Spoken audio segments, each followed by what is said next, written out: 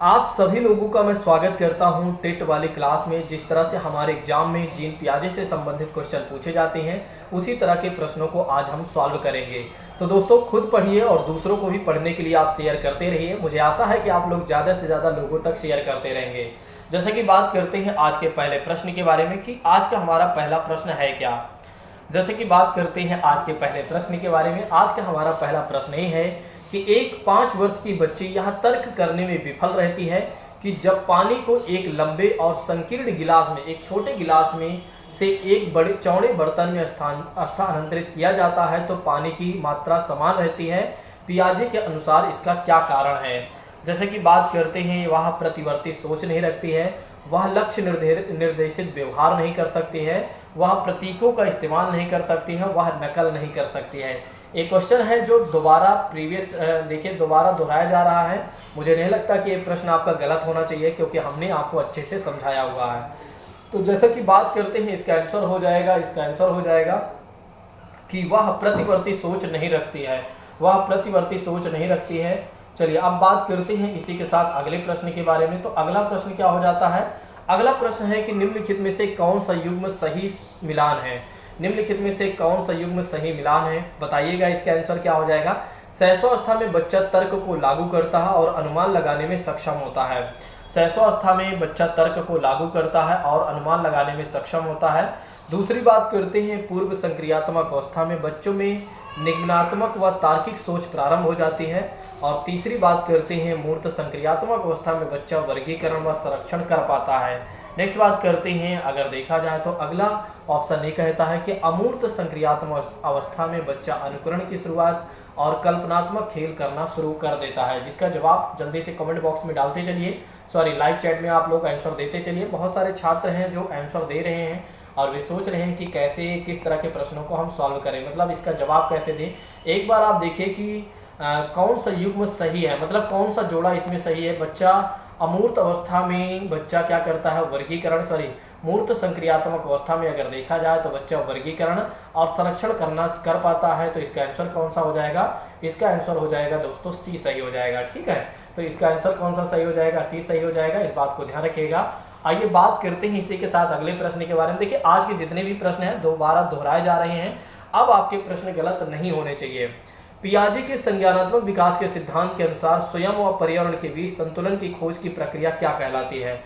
पियाजे के संज्ञानात्मक विकास के सिद्धांत के अनुसार स्वयं व पर्यावरण के बीच संतुलन की खोज की प्रक्रिया क्या कहलाती है। सामीकरण, संगठन, समावेशन और समायोजन।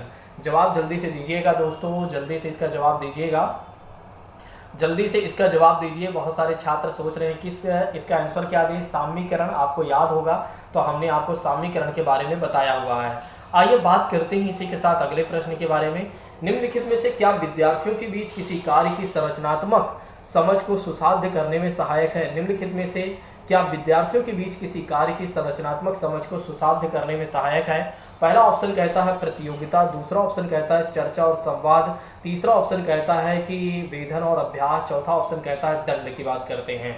चलिए इसका आंसर आप लोग बताइएगा हमें, इसका जवाब क्या हो जाएगा। इसका जवाब क्या हो जाएगा, जल्दी से आप लोग बता दीजिए। इसका जवाब हो जाएगा, देखिए यहाँ पर क्वेश्चन ये है कि क्या विद्यार्थियों के बीच किसी कार्य की संरचनात्मक समझ को सुसाध्य करने में सहायक है। तो इसका आंसर हो जाएगा चर्चा व संवाद की बात करते हैं। तो चर्चा व संवाद की बात करते हैं, इसका आंसर बी सही हो जाएगा। आइए बात करते हैं इसी के साथ अगले प्रश्न के बारे में। अगला प्रश्न क्या है कि जीन पियाजे, अगला प्रश्न है जीन पियाजे के संज्ञानात्मक विकास के अनुसार बच्चे संरक्षण किस अवस्था में कर पाते हैं। जीन पियाजे के संज्ञानात्मक विकास के अनुसार बच्चे संरक्षण किस अवस्था में कर पाते हैं। संवेदी पेशीय अवस्था, पूर्व संक्रियात्मक अवस्था की बात करते हैं, और तीसरी बात करते हैं यानी कि मूर्त संक्रियात्मक अवस्था, और चौथी बात करते हैं अमूर्त संक्रियात्मक अवस्था की बात करते हैं। जवाब जल्दी से दीजिए। कुछ छात्र इसका जवाब देना शुरू कर दिए हैं। पियाजे के संज्ञानात्मक विकास के अनुसार बच्चे कब संरक्षण कर पाते हैं, जवाब दीजिए। देखिए, मूर्त संक्रियात्मक अवस्था की बात करते हैं तो जब बच्चे मूर्त संक्रियात्मक अवस्था में होते हैं तो फिर क्या होता है कि एक तरीके से अपने बच्चे क्या करते हैं, एक तरीके से अपना संरक्षण करने लगते हैं। चलिए अब बात करते हैं इसी के साथ अगले प्रश्न के बारे में। तो अगला प्रश्न क्या कह रहा है, जवाब दीजिएगा। मूर्त संक्रियात्मक अवस्था के बच्चों को पढ़ाते हुए एक शिक्षिका को क्या क्या क्या नहीं करना चाहिए। मूर्त संक्रियात्मक अवस्था के बच्चों को पढ़ाते हुए एक शिक्षिका को क्या नहीं करना चाहिए। जैसे कि बात करते हैं वर्गीकरण के मौके देना चाहिए, ऐसी समस्याएं देना जिसमें अमूर्तता की आवश्यकता हो। तीसरी बात करते हैं क्रमित करने के कार्य देना और मूर्त संसाधन देना। जवाब जल्दी से दीजिएगा, इसका जवाब क्या हो जाएगा, इसका जवाब जल्दी से बता दीजिए। मूर्त संक्रियात्मक अवस्था के बच्चों को पढ़ाते हुए एक शिक्षिका को क्या करना चाहिए, तो इसका आंसर क्या हो जाएगा, जल्दी से बताइएगा। इसका आंसर हो जाएगा ऐसी समस्याएं जिनमें अमूर्तता की आवश्यकता हो, इस बात को ध्यान रखिएगा। चलिए अब बात करते हैं इसी के साथ अगले प्रश्न के बारे में। अगला प्रश्न है 4 से 5 साल की उम्र के बच्चों को अक्सर अपने आप से बातचीत करते हैं। लेव बार्डोस्की के अनुसार यह वाक्य 4 से 5 साल की उम्र के बच्चे अक्सर अपने आप से बातचीत करते हैं। लेव बार्डोस्की के अनुसार यह वाक्य कैसे है, उनकी आत्म केंद्रिता को दर्शाता है, उनके संज्ञानात्मक विकास में बाधा डालता है, उनके सामाजिक विकास में बाधा डालता है, उनके अपनी सोच नियमित करने में मदद करता है। जवाब जल्दी से इसका बताइएगा, इसका जवाब क्या हो जाएगा, इसका जवाब जल्दी से बताइए। इसका आंसर हो जाएगा डी, सही हो जाएगा। उनके अपनी सोच नियमित करने में क्या करता है, मदद करता है, इस बात को ध्यान रखिएगा। इसी के साथ बात करते हैं अगले प्रश्न के बारे में कि मूर्त संक्रियात्मक अवस्था के बच्चों के लिए एक शिक्षिका को क्या चाहिए, क्या करना चाहिए। मूर्त संक्रियात्मक अवस्था के बच्चों को शिक्षिका को क्या करना चाहिए, इसका जवाब जल्दी से दीजिएगा। अमूर्त संरचनाओं से सरोकार करने के लिए खूब अभ्यास करवाना चाहिए। वस्तुओं और विचारों को जटिल से वर्गीकृत करने के मौके मुहैया कराना चाहिए। ऐसी समस्याएं देनी चाहिए जो उच्च स्तरीय मूर्त सोच पर आधारित हो, और ऐसी समस्याएं देनी चाहिए जो तर्कपूर्ण वैज्ञानिक समझ की आवश्यकता हो। जल्दी से इसका जवाब दे दीजिए, इसका जवाब जल्दी से दीजिएगा। कुछ छात्र जवाब दे रहे हैं, ठीक है, जवाब देते रहिए। इसका आंसर क्या हो जाएगा, तो इसका आंसर हो जाएगा आपका बी, सही हो जाएगा। वस्तुओं और विचारों को जटिल से वर्गीकृत करने के बारे में, इस बात को ध्यान रखिएगा। नेक्स्ट बात करते हैं जीन पियाजे के संज्ञानात्मक विकास के किस चरण पर बच्चा समझ बना लेता है कि प्रतीकों का इस्तेमाल वस्तुओं को प्रतिनिधित्व करने के लिए किया जाता है। अगर बच्चे के सामने साइकिल नहीं है तब भी साइकिल शब्द सुनकर उसके मस्तिष्क में एक प्रतिबिंब बन जाता है। पूर्व परंपरागत की बात करते हैं, पूर्व संक्रियात्मक अवस्था की बात करते हैं, मूर्त संक्रियात्मक अवस्था और अमूर्त संक्रियात्मक अवस्था। तो जल्दी से इसका आंसर बताइए, तो इसका आंसर क्या होगा, जीन पियाजे के संज्ञानात्मक विकास के किस चरण पर बच्चा समझ लेता है। जैसे कि बात करते हैं, इसका आंसर हो जाएगा बी, सही हो जाएगा। इस बात को ध्यान रखिएगा, आपको पढ़कर आना चाहिए था। अब आप लोग सोच रहे होंगे सर हमें बताया ही नहीं। 5 साल की बच्ची क्या कर सकती है, बताइएगा। इसका आंसर क्या होगा, संभावित कारणों, उनके प्रभावों की परिकल्पना और घटनाओं की वैज्ञानिक रूप से जांच करने के लिए जटिल प्रयोगों की योजना बनाना, प्रतीकात्मक और अमूर्त तर्कीकरण और लक्ष्य निर्देशित व्यवहार व प्रतीकात्मक खेल की शुरुआत करना। जल्दी से इसका आंसर बताइए, 10 का क्या हो जाएगा, तो इसका आंसर क्या हो जाएगा, आप बताइएगा। इसका आंसर क्या हो जाएगा, इसका आंसर हो जाएगा लक्ष्य निर्देशित व्यवहार व प्रतीकात्मक खेल की शुरुआत करना।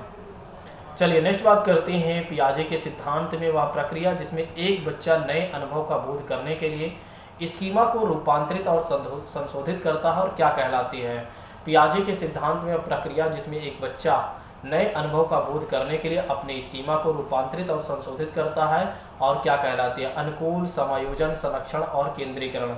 जल्दी से इसका जवाब दीजिए, जल्दी से इसका जवाब दीजिए, इसका जवाब दीजिए। तो इसका आंसर क्या हो जाएगा, समायोजन हो जाएगा, यानी कि इसका आंसर सही हो जाएगा, बी सही हो जाएगा। ठीक है, चलिए नेक्स्ट बात करते हैं, यानी कि अगले प्रश्न के बारे में बात करते हैं। अप्सा आलू की एक चिप्स को दिखाते हुए कहती है, तितली जीन पियाजे के अनुसार इस प्रकार प्रतीकात्मक विचार किस अवस्था की विशेषता है। अप्सा जो है आलू की एक चिप्स को दिखाते हुए कहती है, तितली जीन पियाजे के अनुसार इस प्रकार का प्रतीकात्मक विचार किस अवस्था की विशेषता है। संवेदी चालक अवस्था, पूर्व संक्रियात्मक अवस्था और मूर्त संक्रियात्मक अवस्था और अमूर्त संक्रियात्मक अवस्था। तो इसका आंसर क्या हो जाएगा, इसका आंसर हो जाएगा दोस्तों, इसका आंसर हो जाएगा बी सही हो जाएगा, यानी कि पूर्व संक्रियात्मक अवस्था। इस बात को ध्यान रखिएगा। आइए बात करते हैं इसी के साथ अगले प्रश्न के बारे में कि अगला प्रश्न क्या है। अनुप्रयोग, विश्लेषण और संश्लेषण किसके उदाहरण हैं। अनुप्रयोग, विश्लेषण और संश्लेषण किसके उदाहरण है, इसका आंसर दीजिएगा। उच्च क्रम चिंतन कौशल, निचले क्रम की कौशल, घोषणात्मक ज्ञान और प्रतीकात्मक ज्ञान। जवाब दीजिएगा, इसका क्या हो जाएगा, चलिए इसका आंसर हो जाएगा पहला सही हो जाएगा, इस बात को ध्यान रखिएगा। इसका आंसर कौन सा सही हो जाएगा? पहला सही हो जाएगा। चलिए अब बात कर लेते हैं, दो और प्रश्न बचे हुए हैं। जीन पियाजे के अनुसार पूर्व संक्रियात्मक अवस्था, जीन पियाजे के अनुसार पूर्व संक्रियात्मक चरण में बच्चे निम्न में से क्या कर पाते हैं? बच्चे निम्न में से क्या कर पाते हैं? प्रतिलोमिक चिंतन, प्रतीकात्मक और अनुक्रमिक वर्गीकरण और संरक्षण की बात करते हैं। तो इसका आंसर बताइएगा, इसका आंसर क्या हो जाएगा? इसका आंसर हो जाएगा, अगर दोस्तों तो जल्दी से इसका आंसर बता दीजिए। इसका आंसर हो जाएगा बी सही हो जाएगा। ठीक है, ये है जीन पियाजे से रिलेटेड जितने भी क्वेश्चन बन रहे थे वे सारे हमने आपको बता दिया है। ठीक है, चलिए अब बात कर लेते हैं। एक छोटी बालिका प्रतीकात्मक खेल कर पाती है पर अभी दूसरे व्यक्ति का दृष्टिकोण नहीं समझ पाती है और वह अपनी पकड़ से बाहर की घटनाओं की वजह से आसानी से परेशान हो जाती है। और जीन पियाजे द्वारा सुझाए गए चरणों में से कौन सा चरण इस बालिका के वर्तमान स्तर को अंकित करता है? संवेदीगामक और पूर्व संक्रियात्मक अवस्था और मूर्त संक्रियात्मक और औपचारिक। जल्दी इसका आंसर बता दीजिए कि इसका आंसर क्या हो जाएगा। तो इसका आंसर हो जाएगा पूर्व संक्रियात्मक अवस्था, इस बात को ध्यान रखिएगा, भूलिएगा नहीं। चलिए आगे की क्लास में हम देखेंगे कि पर्यावरण से रिलेटेड और भी क्या क्वेश्चन बन रहे हैं, वो हम कल देखेंगे। छोटी सी 2-3 दिनों से क्लासेस से डिस्टर्ब होने की वजह से क्या हो गया है कि क्लासेस थोड़ी सी छोटी हो पा रही हैं। ठीक है, लेकिन कल से जो क्लासेज होंगी पूरी प्रॉपर होंगी, आप बिल्कुल आप निश्चिंत रहिए। ठीक है, जो आधे घंटे की क्लास होती है वो आधे घंटे की डेली क्लास होती रहेगी, अब कोई भी क्लास स्थगित नहीं होगी। ठीक है, बाकी मैं आप लोग शेयर करते रहिए। Thank you so much. जय हिंद दोस्तों, take care all of you.